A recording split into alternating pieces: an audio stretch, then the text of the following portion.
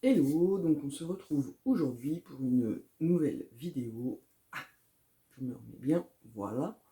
Qui sera une vidéo book haul, puisque aujourd'hui on est dimanche, au moment où je tourne, et hier après-midi, donc samedi, je suis allée à la bibliothèque pour rendre mes livres. En fait, je ne les ai pas renouvelés, les deux que j'avais pas lus. Enfin, il y en a un que j'avais commencé, je l'ai rendu sans l'avoir lu, parce que voilà, et puis l'autre je l'ai rendu et j'ai emprunter une tonne de bouquins, comme d'habitude. Là, chez moi, dans une bibliothèque, c'est comme une librairie où tout c'est gratuit, en fait, puisque, enfin, c'est gratuit. C'est le prix de l'abonnement, et donc moi, c'est comme une librairie où tout est gratuit, donc j'ai du mal à me réfréner. Et je me suis dit, bah, j'allais vous montrer en vidéo ce que j'avais choisi, pourquoi, en plus, j'ai choisi, et voilà. Donc c'est parti. Au départ, j'étais parti à la bibliothèque donc pour rendre mes livres et emprunter les tomes 2 de la saga, la trilogie de dystopie de Vic James, c'est ça, Les Puissants. Donc, dans le précédent book haul avec avis lecture, enfin, je vous avais donné mon avis sur le tome 1 que j'ai beaucoup aimé, donc du coup j'allais récupérer les tomes 2. Donc le tome 2, les tomes 2 et 3. Le tome 2 c'est Ego et le tome 3 c'est Libre. Voilà. Hop. Donc je n'ai pas lu les résumés des tomes 2 et 3 parce que je ne veux pas me spoiler. J'ai bien aimé le tome 1, donc pour rappel, c'est une dystopie sur une société avec les puissants, donc la caste qui domine, et où les familles, pour atteindre des postes à responsabilité, doivent accomplir 10 années d'esclavage au service de personnes qui sont de caste supérieure ou dans différents domaines de la société. Et on suit une famille où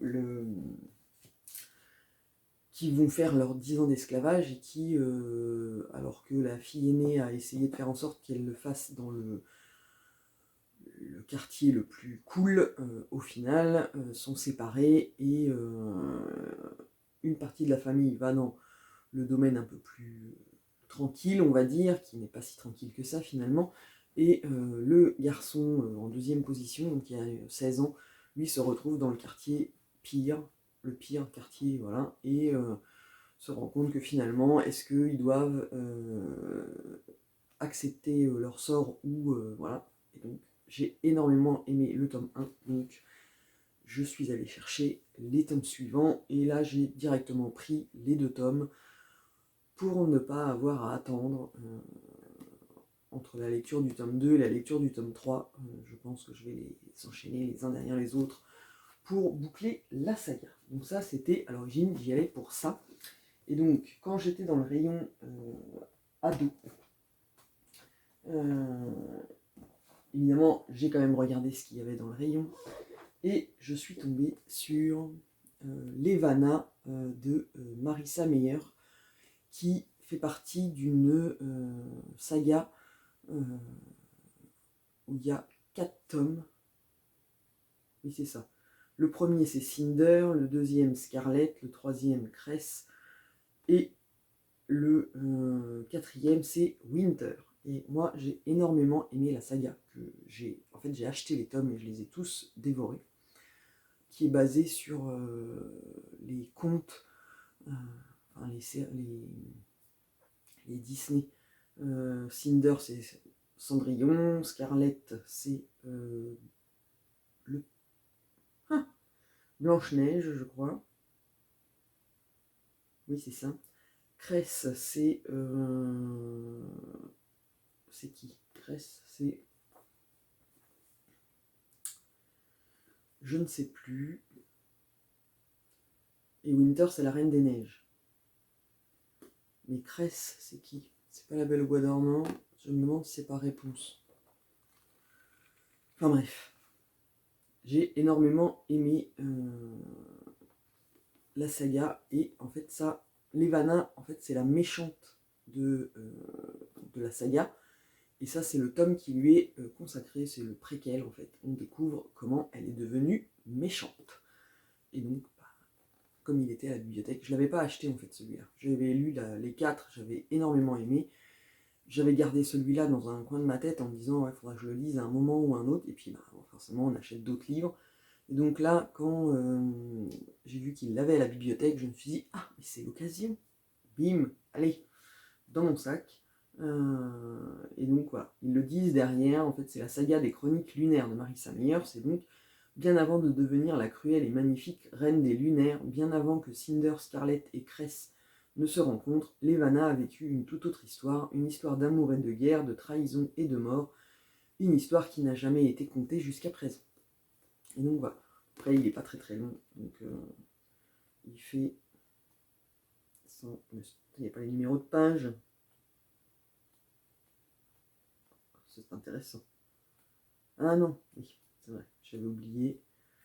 Ils ont mis derrière, en fait, comme il est sorti avant Winter, derrière, à la fin, il y a les premiers chapitres de Winter, et donc, en fait, concrètement, il fait 200 pages.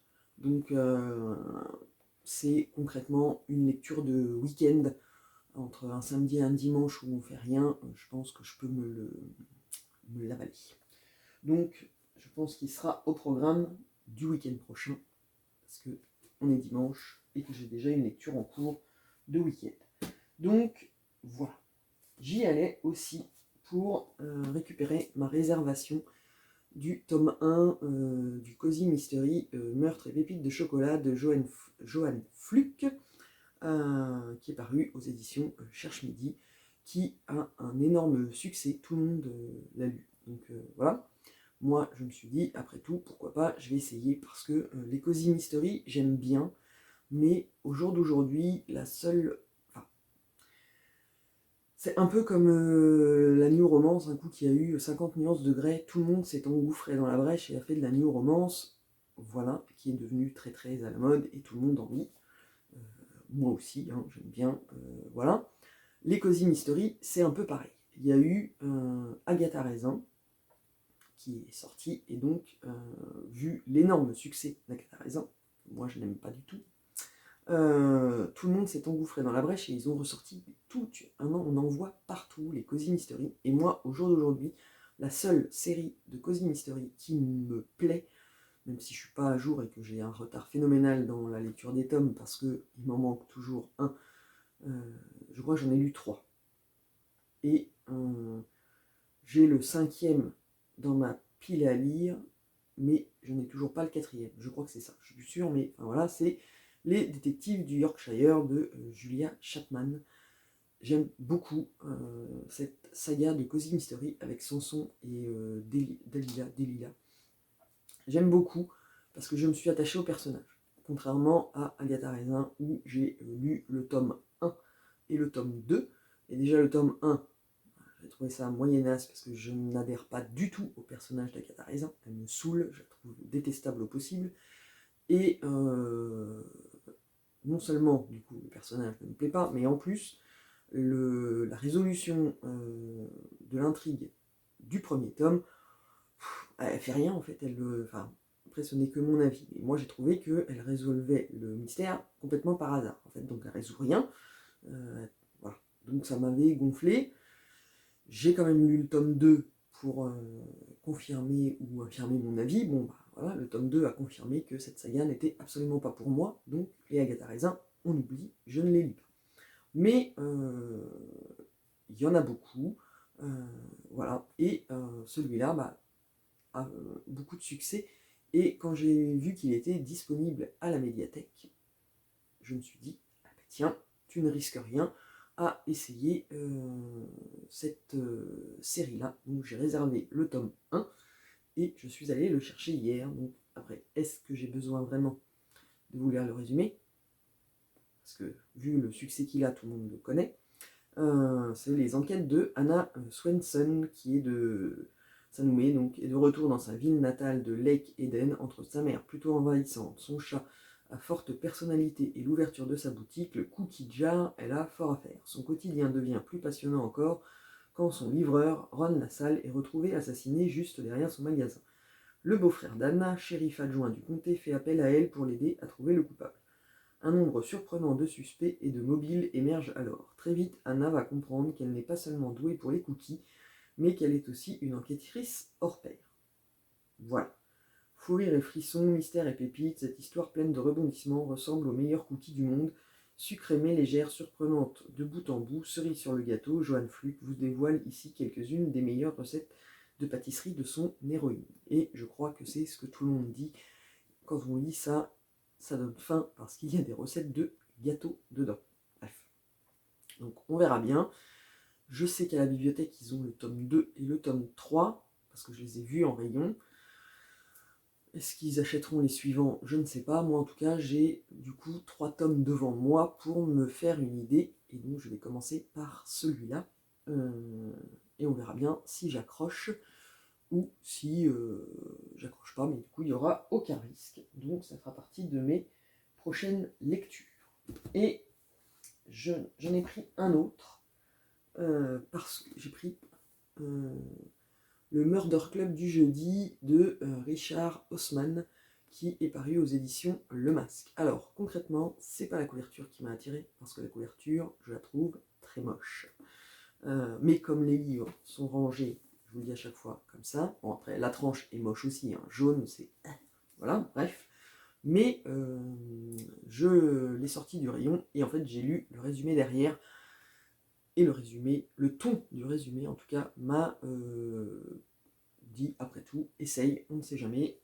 Je ne sais pas si c'est une série ou si c'est un one-shot, mais on nous dit derrière que Elisabeth, Joyce, Ibrahim et Ron frisent peut-être les 80 ans, mais ils en ont encore sous le capot. Leur passe-temps favori, s'atteler tous les jeudis à de vieilles affaires de meurtre pour en découvrir le fin mot là où la police a échoué. Jusqu'à ce que la nouvelle leur parvienne, Tony Curran, l'associé du directeur de leur village de retraite, vient d'être retrouvé assassiné dans sa cuisine. Ni une ni deux, Elisabeth convoque ses 3 acolytes et lance le Murder Club sur la piste du tueur. Toute canne dehors. Quand il s'agit de tromper l'ennui et de doubler la police, il ne faut jamais sous-estimer les personnes âgées. Donc, ils disent succès absolu au Royaume-Uni. Le Murder Club du jeudi nous entraîne entre rire et larmes sur le chemin tortueux des émotions humaines, car derrière le meurtre, ce sont les liens tissés au crépuscule d'une vie que Richard Haussmann dépeint avec brio. Plus toutes les petites phrases de différents auteurs et journaux, voilà. Mais moi, ce qui m'a tenté en fait, c'est que c'est des petits vieux, voilà, qui ont l'air d'être très dynamiques. Et voilà, j'avais envie d'essayer, on ne sait jamais, ça peut être pas mal, et puis bah voilà, je vais pas le dire à chaque fois, mais les livres de la bibliothèque, en fait, le risque est zéro, quoi. C'est-à-dire qu'on les emprunte, on les paye pas, si on aime, tant mieux, si on n'aime pas, bah tant pis, on l'abandonne, et puis on le redonne à la bibliothèque, et puis voilà. Donc, celui-là, le résumé derrière me tentait bien, en plus avec l'humour anglais qui peut se glisser dedans, donc ça peut être très très sympathique. Donc on verra bien ce que ça va donner, mais celui-là, je vais quand même essayer de le lire dans le délai qui m'est imparti, parce que là, vous allez voir qu'il y en a un certain nombre, et la durée d'emprunt est de 3 semaines. Donc concrètement, déjà, rien que là, avec déjà tout ce que je vous ai montré, en 3 semaines, on va dire que c'est illusoire, je vais pas dire compliqué, c'est carrément illusoire de croire que je vais réussir à tout lire, mais ça me laisse une armée de possibilités, comme si je n'avais pas assez dans ma pile à lire personnelle, mais bon, bref, on verra bien. Voilà, petite digression. Hein. Donc ça, c'était les premiers que j'ai choisis. Et puis, si, celui-là, et après, les autres, c'était des nouveautés. Donc, j'ai aussi pris La défense Lincoln de Michael Connelly. Alors, c'est un vieux roman. Et le pire, c'est qu'en plus, j'ai eu le résumé derrière et je crois que je l'ai déjà lu. Mais, hop, c'est un vieux roman parce qu'il date de 2006. Et alors vous allez me dire, si tu sais que tu l'as... Enfin, je le sais, parce que j'ai lu le résumé là, et je pense que je l'ai déjà lu. Mais en fait, c'est parce qu'ils ont sorti la série sur Netflix adaptée de ce roman, et que, avant de regarder la série, je voulais lire le roman. Mais, en lisant le résumé, je pense que je l'ai déjà lu. Parce que Michael Connelly, c'est un auteur que j'ai beaucoup lu quand j'étais jeune. C'est-à-dire que je le suis encore un peu, mais voilà. Donc on verra bien, hein. De toute manière, je vais m'en souvenir assez vite si je l'ai déjà lu, parce que si je me souviens du fin mot de l'histoire, ça ne vaudra pas le coup que j'aille jusqu'au bout de ma lecture, mais on ne sait jamais. Donc, avocat des chauffards, biker et autres dealers, Mickey Haller est habile au prétoire, mais méprisé par tout le barreau de Californie. Séparé d'une première femme au service du district attorney, donc de l'accusation, et d'une deuxième qui, elle, travaille pour lui, il passe sa vie dans sa Lincoln à chercher la petite affaire qui lui permettra de tenir jusqu'au lendemain. Miracle, un jour, il décroche le gros lot. Accusé d'avoir défiguré une femme, Louis Roulet, un riche fils de famille de Beverly Hills, veut qu'il assure sa défense. Très excité à l'idée des honoraires qu'il va toucher, Mickey Haller découvre qu'en plus, il pourrait avoir à défendre un innocent. Malheureusement, l'innocence de ce client a un prix. Haller s'aperçoit vite que ce cadeau est pur poison et qu'il pourrait lui coûter la vie. Et en fait, le coup de la voiture et du divorce, ça me parle. Donc, voilà, je pense que je l'ai déjà lu, mais on verra bien. En tout cas, empreinte bibliothèque, si je le lis même pas là, je le reprendrai après, c'est pas gênant.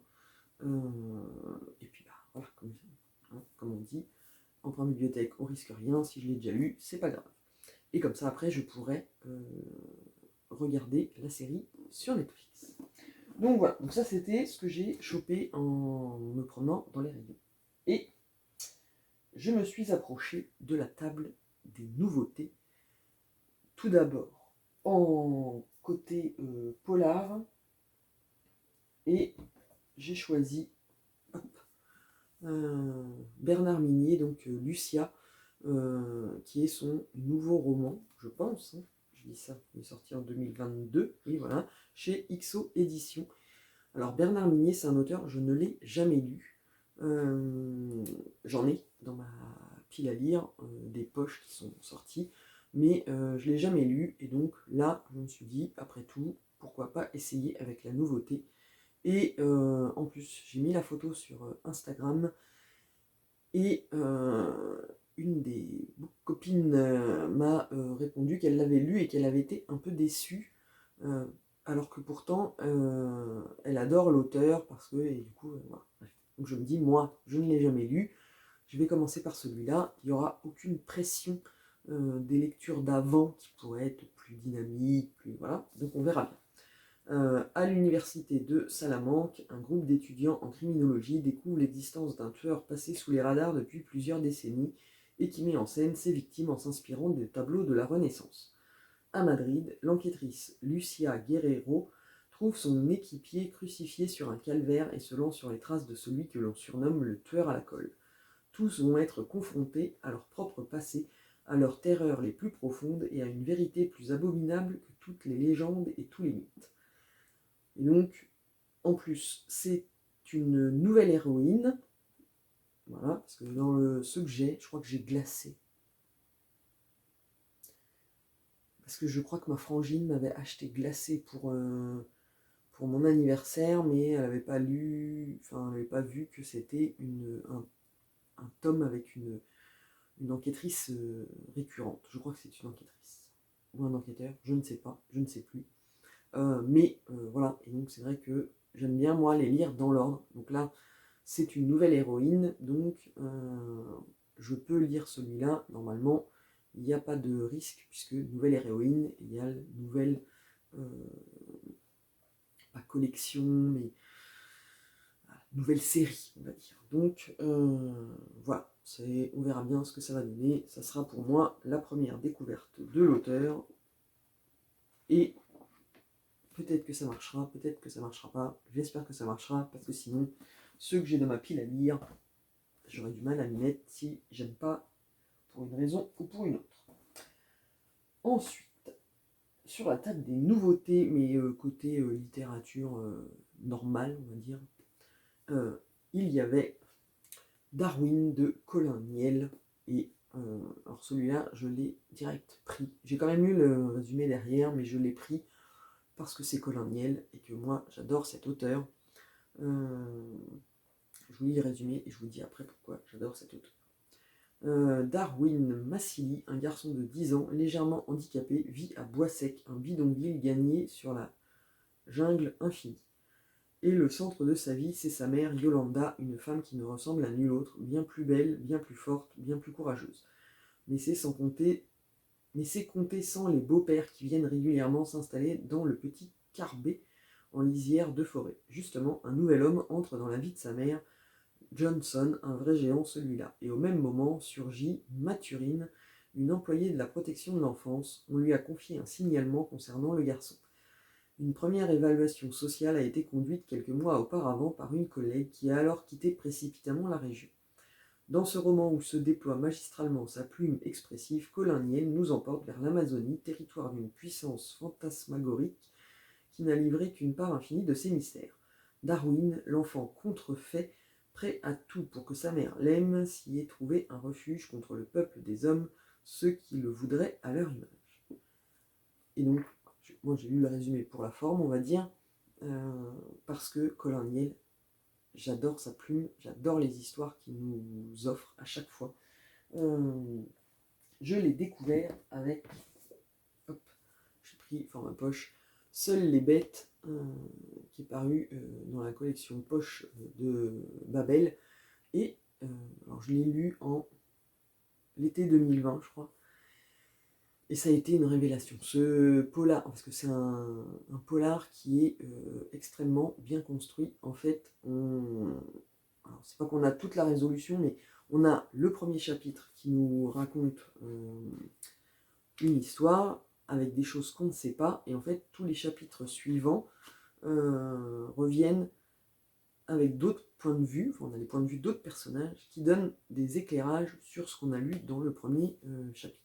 Et le tout donne un roman que j'ai adoré. Et donc, quand j'ai lu celui-là, après j'ai acheté les premiers, je crois, je ne l'ai pas encore lu. Parce qu'il a fait une série guyanaise et donc j'ai les hamacs de carton. Et ensuite, il y a Ceux qui restent en forêt, Obia et Sur le ciel effondré, qui est sorti en 2018. Celui-là, en fait, c'est un one-shot. Et donc, je me suis pris le premier tome de sa série guyanaise, que je n'ai pas encore lu, et il a sorti en 2021, c'est ça, Les Fauves, que j'ai, quand je l'ai vu en librairie, je l'ai acheté neuf direct, et je l'ai lu tout de suite. Et ça a été un coup de cœur aussi, j'ai adoré. Donc, comme c'est un auteur que j'aime beaucoup, du coup, quand j'ai vu le nouveau, là, parce que forcément avec ma panne de lecture, j'ai tellement déconnecté de la sphère livresque que j'ai raté toutes les nouveautés des auteurs que j'aime beaucoup, donc il faut que je rattrape mon retard, donc là j'ai pris celui-là. Donc Seules les bêtes, j'en profite là aussi pour vous le conseiller, parce que, alors, je vous lis le résumé, si jamais vous ne connaissez pas, c'est jamais, peut-être ça pourrait vous tenter. Une femme a disparu, sa voiture est retrouvée au départ d'un sentier de randonnée qui fait l'ascension vers le plateau où survivent quelques fermes habitées par des hommes seuls. Alors que les gendarmes n'ont aucune piste et que l'hiver impose sa loi, plusieurs personnes se savent liées à cette disparition. Tour à tour, elles prennent la parole. Chacune a son secret presque aussi précieux que sa propre vie.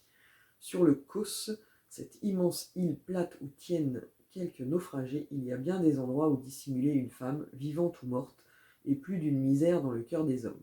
Avec ce roman choral, Colin Niel orchestre un récit saisissant autour de la solitude qui confine à la folie. Et moi j'ai énormément. Donc je ne peux que vous conseiller Colin Niel si vous ne le connaissez pas. Et donc je vous reparlerai assez vite parce que en fait je pense que ce sera finalement le premier que je vais lire de tout ce que j'ai emprunté. Parce que c'est Colin Niel. Et donc il est hors de question que celui-là, je le rende à la bibliothèque sans l'avoir lu.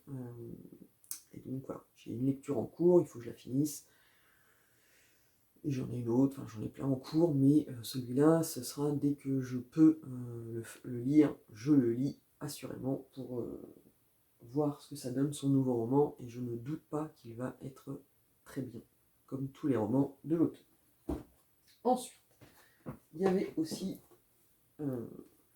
le Chant d'Achille de Madeline Miller en format pocket sur la table des nouveautés. Et alors là, pour le coup, comme j'avais lu avant, celui-là je l'avais acheté, Circé, que j'avais, de la même autrice, que j'avais énormément aimé, alors que l'histoire de Circé au départ est pas, c'est pas une histoire que j'avais dans la tête de lire, voilà, mais j'ai essayé parce que tout le monde en avait parlé comme quoi il était génial, machin, là, là. Donc je l'ai lu, moi j'ai bien aimé, donc j'avais dans ma wishlist le Chant d'Achille, sauf que c'est comme tout, en fait, il y en a qui me tentent, je me dis, ah, faut que je me l'achète, machin, puis après j'oublie. Et donc là, quand j'ai vu le Chant d'Achille sur la table des nouveautés, je me suis dit, ah bah tiens, c'est le destin, hop, je le prends, parce que Achille, alors, est-ce que mon esprit est, on va dire, pas pollué, mais voilà, parce que qui n'a pas vu le film 3 avec Brad Pitt dans le rôle d'Achille, voilà. En tout cas, c'est une histoire que j'avais envie de lire parce qu'on est avec Patrocle et Achille et ça raconte leur histoire en fait. Ce ne sont encore que des enfants, Patrocle est aussi chétif et maladroit qu'Achille est solaire, puissant, promis à la gloire des immortels. Mais grandissant côte à côte, un lien se tisse entre ces deux êtres si dissemblables. Quand à l'appel du roi Agamemnon les jeunes princes se joignent au siège de Troie, la sagesse de l'un et la colère de l'autre pourraient bien faire dévier le cours de la guerre, au risque de faire mentir l'Olympe et ses oracles. Voilà. Et donc, comme j'avais beaucoup aimé Circé, je pense que je vais aussi beaucoup aimer celui-là. Et donc, c'est pourquoi je n'ai pas non plus hésité trop longtemps avant de le prendre pour le mettre dans mon sac. Et voilà. Et alors, les prises de dernière minute en allant à la borne pour emprunter mes livres. On passe près de la table des nouveautés adolescents. Et donc, il y avait cette bande dessinée ou roman graphique, je ne sais pas comment on dit, parce que c'est plus petit, c'est un format plus petit qu'une bande dessinée, mais bon, bref. Donc, 109 rue des Soupirs, Fantôme sur le grill. Et donc, c'est chez Casterman, c'est Monsieur Tan et Yonggi Dumont. Et donc, alors j'ai regardé d'abord les images. Je vais vous montrer.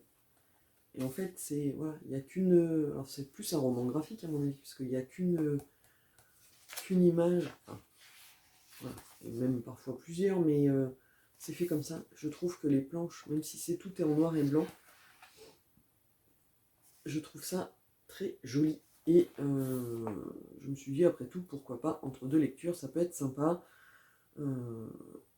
C'est une petite histoire, à mon avis, très sympathique, un peu à la Casper, parce que Elliot aimerait bien avoir une famille normale, oui, mais voilà, ses parents ne sont jamais là. Et surtout, il habite au 109 rue des Soupirs, une maison lugubre vraiment hantée par des fantômes.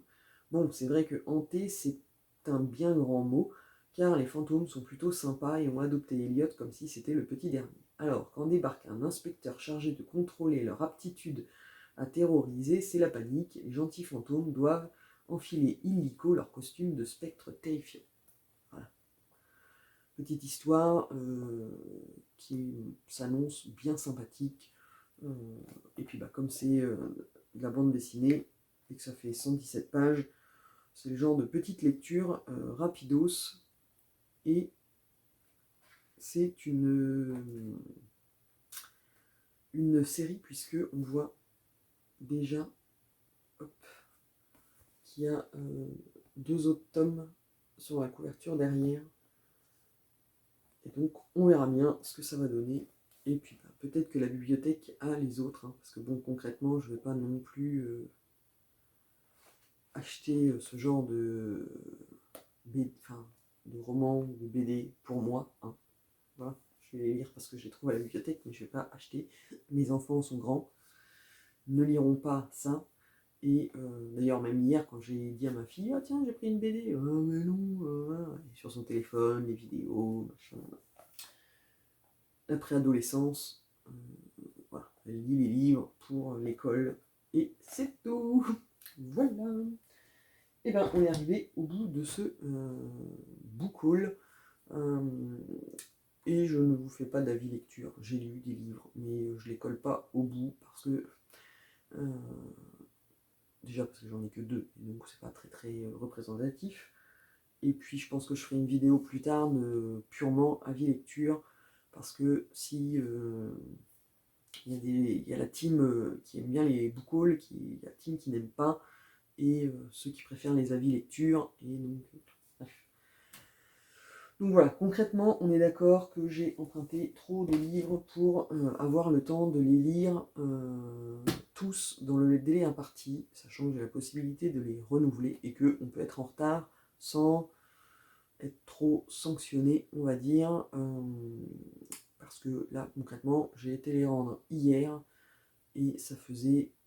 hier, on était le 19, et j'avais déjà 2 semaines de retard sans avoir reçu la relance. Donc on peut déborder et on peut renouveler pour prolonger les emprunts, donc, enfin, sauf pour les nouveautés. Donc c'est les nouveautés qui vont passer en premier. Et puis les pépites de chocolat, parce que je pense qu'il peut être réservé derrière, et que s'il est réservé derrière, je ne pourrai pas le prolonger. Donc, voilà. En tout cas, vous pouvez suivre mes lectures dans les vlogs, même s'il y a d'autres choses dans les vlogs. En tout cas, c'est dans les vlogs que je vous parle au fur et à mesure de mes lectures, où je mets mes avis à chaud quand j'ai fini, et je ferai quand même une vidéo, je pense, à la fin du mois, puisque là, avec le retour du mood lecture, finalement, au mois de novembre, j'aurai suffisamment de livres lus, enfin, suffisamment. Est-ce qu'on peut avoir un objectif de suffisamment de livres lus? En tout cas, bref, j'aurai un certain nombre de livres lus qui pourra justifier une vidéo pour vous faire des avis lecture.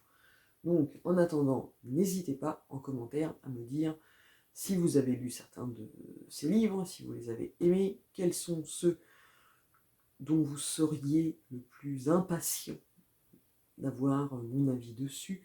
Bref, comme d'habitude, dites-moi tout en commentaire, moi j'adore ça, et je vous dis à très vite pour une nouvelle vidéo.